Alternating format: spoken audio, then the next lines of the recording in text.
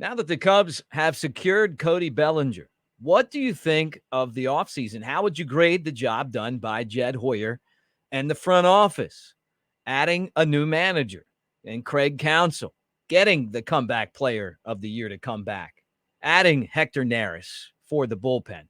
Are there still moves to be made? Maybe another trade like Michael Busch still in the pipeline. But how would you grade it as of right this second? We're going to talk about that and what move's going to be made to add Cody Bellinger to the 40-man roster. Some of you may be watching this and it's already happened. But right now it hasn't. We're going to speculate on that as well. Thanks for hanging out with us here on the Cubs Baseball channel. Make sure that you guys like and subscribe. Give us a thumbs up and hit that bell so you know when we're dropping new Cubs content. Welcome to the Cubs Baseball channel. Let's get this thing started.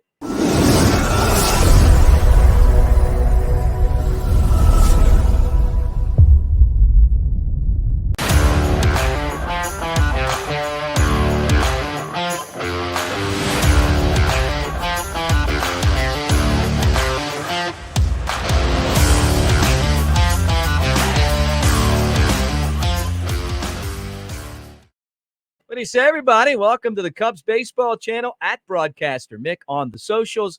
And it is our pleasure to have you here today to talk about Cubs baseball. Love to talk about the Cubs, and this time of year is so exciting just because there are so many different things going on. All right, let's talk about the offseason. Jed Hoyer, Carter Hawkins, the job that the Cubs did.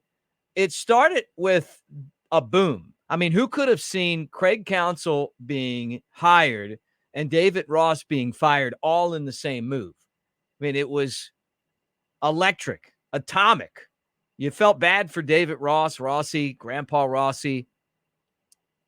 Big part of the Cubs World Series team, great personality.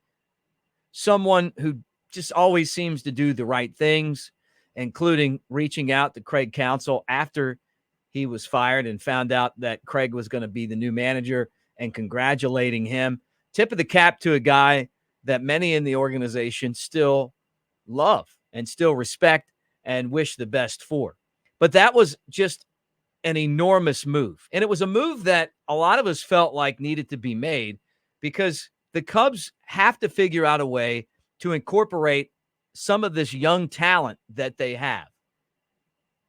And Craig Counsell has made a career of doing that in Milwaukee. And he's off to, I think, a really good start as Cubs manager as he tries to churn competition on the roster and has also made it clear to expect the unexpected. That maybe it was done this way before, but he has a formula. And I love that. I love the competition. Even after signing Cody Bellinger, basically saying that Pete Crow Armstrong can still make the Cubs. And I think that's a question that a lot of us were wondering when that move was made. But let's talk about the offseason. Let's swing back that direction. The Cubs signed Shöta Imanaga. It was another one of those moves where people weren't expecting that. It seemed that the Cubs were out of the mix. Remember, it was down to 4 teams, and the Red Sox and the Cubs were being reported out of the mix by some Japanese media, and even some people that cover the Cubs on a daily basis. It seemed to be down to the Giants and the Angels. But what we didn't know is that Imanaga loves Chicago and wanted to play for the Cubs and worked out a deal that had incentives for his success, opt-outs for both sides, and the Cubs ended up signing the left-hander out of Japan. Seems to be a win-win deal for player and the Cubs, but it was also for the Cubs that starting pitcher that they needed to replace Marcus Stroman, who left on shaky ground after having an all-star first half last year for the Cubs and would eventually sign with the Yankees for less money per year, but longer contract. Then there was Hector Neris. Great signing for the Cubs. Was rumored that they wanted to add an impact arm in the bullpen. He was a huge part of the Astros' success, and he comes to Chicago after having his best season. the trade for Michael Busch and Yancy Almonte actually happened right after the Imanaga deal. But this was a deal. The Cubs gave up a very good pitching prospect in Ferris Jackson, but you have to give up good to get good. And Michael Busch was stuck in an organization that did not have an opportunity for him to get on the field. And that included Freddie Freeman playing first base, a position that Busch played in college. Learned how to play second, learned how to play third, but the Cubs envision him as the future first baseman for the organization. And we're going to talk about that position on the show as well. Then there's Yancy Almonte.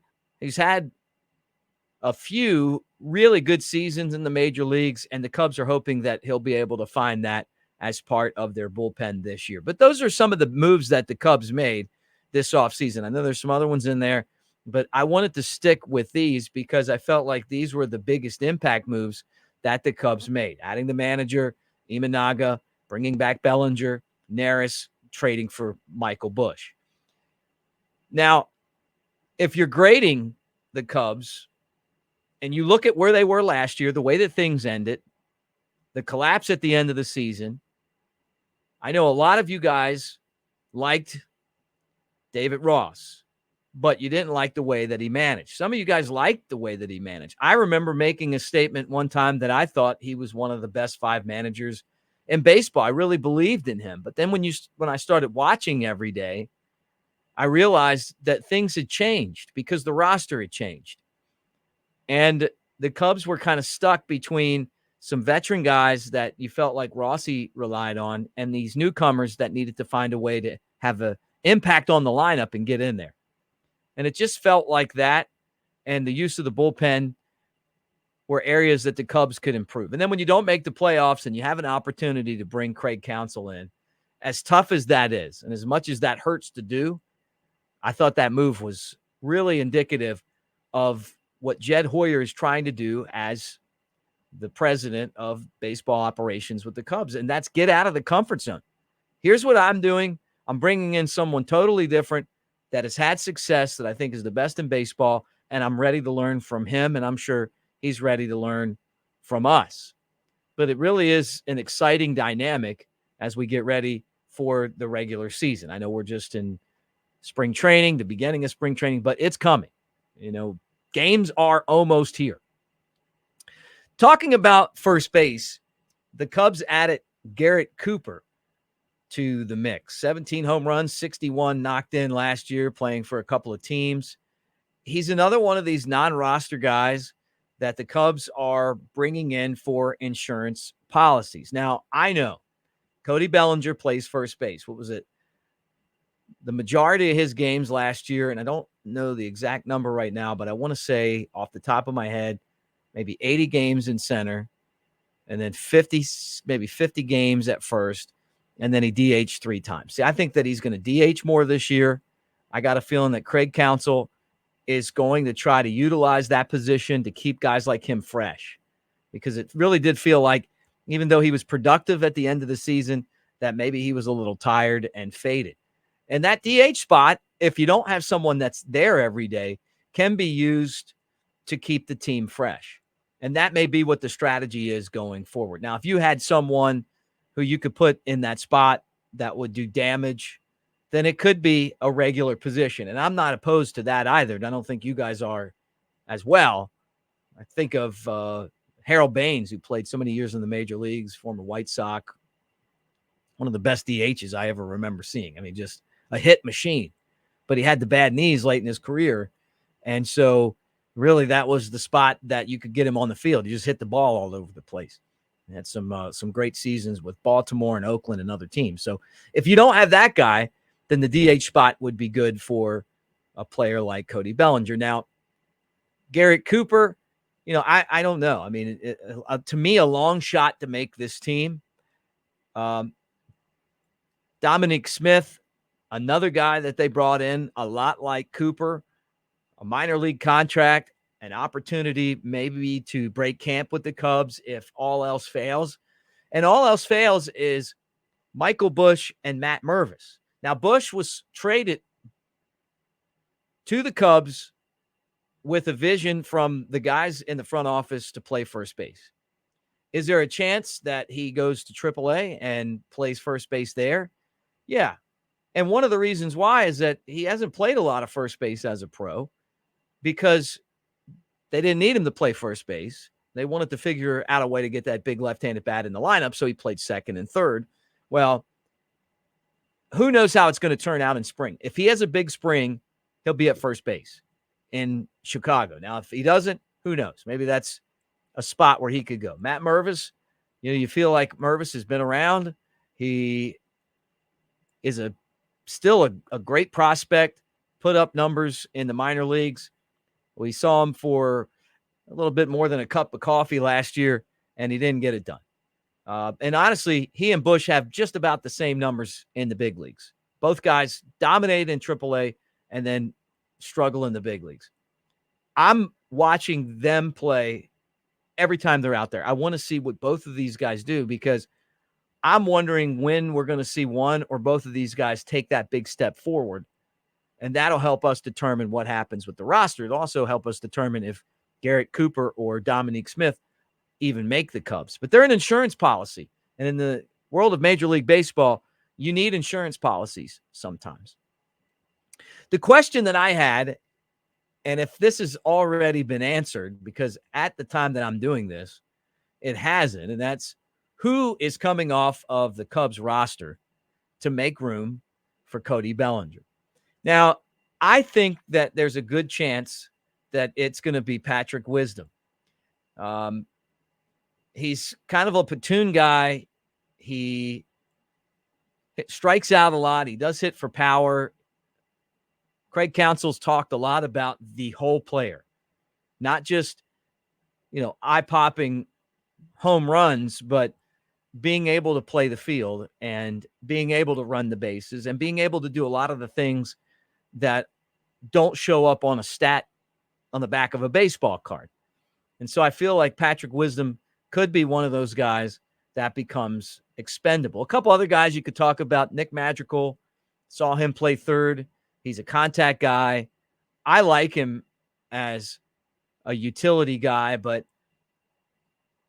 utility guys right now on the Cubs are, particularly if you keep Christopher Morel in that role, are plentiful. And Madrigal, who I think is a good all-around player, and I do like him, becomes maybe expendable. And so maybe it's Madrigal. Miles Masterboni, same thing. Kind of a scrappy guy. You wonder if what he did late in the season will help him. He struggled at the plate, but I want to say maybe his last 30 at-bats, he was pretty good. And he can run the bases. He can play different positions. He's scrappy. He's kind of one of those dirtbag type players. Kind of like him. He does more than just hit for power, but you can't take the power numbers away from Wisdom. I mean, being able to hit the ball out of the park, right? Other guys that you could think about, Matt Mervis, I don't, that would pretty much be giving up on him at this point. It'd be interesting to do that. One of the top prospects. Brennan Davis is another guy who could end up being taken off of the roster. Now, he's come back from injuries and a former, depending on what publication, top 1 or 2 Cubs prospect a few years ago. Hasn't really panned out. He's on the 40-man roster, and who knows? Maybe it's him that could be taken off. But I think it's one of those guys. I don't think they would take a pitcher off to bring on Bellinger. And honestly, I've looked at the roster. Unless I don't see someone, I don't know that anyone's injured enough to go on the 60-day IL to make room for him. So this is going to be interesting to me. And I think that this is going to show us something really important. And that is, what does Craig Counsell value? And you'll know that if he takes off Madrigal or Masterboni and keeps Wisdom, then obviously he values the power. If he gets rid of Wisdom, then obviously he's looking at it and saying, hey, I want guys that can do more than just come up and hit the occasional home run. Or if they get rid of Brendan Davis, it could just be that the organization feels like they have enough depth in the outfield. And honestly, the tough thing to say is that the Cubs traded away better outfielders and let another guy sign with Korea that, to me, are just better. And that's Jonathan Perlaza, who they didn't have room for on the 40-man roster. And he went to Korea. Very interesting switch hitter with power. And then Nelson Velasquez, who one day we're going to look back, like I've said on here over and over again, and regret that trade. Just like I said over and over again on here, to be patient with the Cody Bellinger deal, and that Jed Hoyer was playing that perfectly. And a lot of people said that. I've said it from the beginning. And I've told you guys from the beginning that Velasquez is going to be a monster when it comes to production if he stays healthy. So anyway, that's where we are right now. You guys get in the comments section. Love reading your thoughts on baseball. And I learn a lot from you guys. And I've been around the game for a long time, but I don't know it all. I mean, I try to, but there's just so much to take in. But I appreciate all of the comments. Absolutely love the engagement that we had on the live show. And thinking about maybe doing regular live shows when the season starts. And if you guys are willing to come hang out, I don't know why we wouldn't do it. So thanks for hanging out with me here today. Make sure that you remember that the show was presented by the Tennessee Smokies. The Smokies are the Cubs AA affiliate, and they won their first championship. I've said this over and over again, but it is never going to get old coming out of my mouth. In 45 years. Championships don't grow on trees. And as a Cubs fan, when you get them, you better enjoy them, right? And we did in 2016, and hey, the Smokies won their championship for the first time in 45 years last season. But they've got great swag. They've got Cubs gear. They've got Smokies gear. They've got autograph memorabilia, game-worn jerseys that are a lot better than the ones that Major League Baseball has the guys wearing right now, and more. Find out for yourself, smokiesbaseball.com/team store. And we will talk to you guys again tomorrow.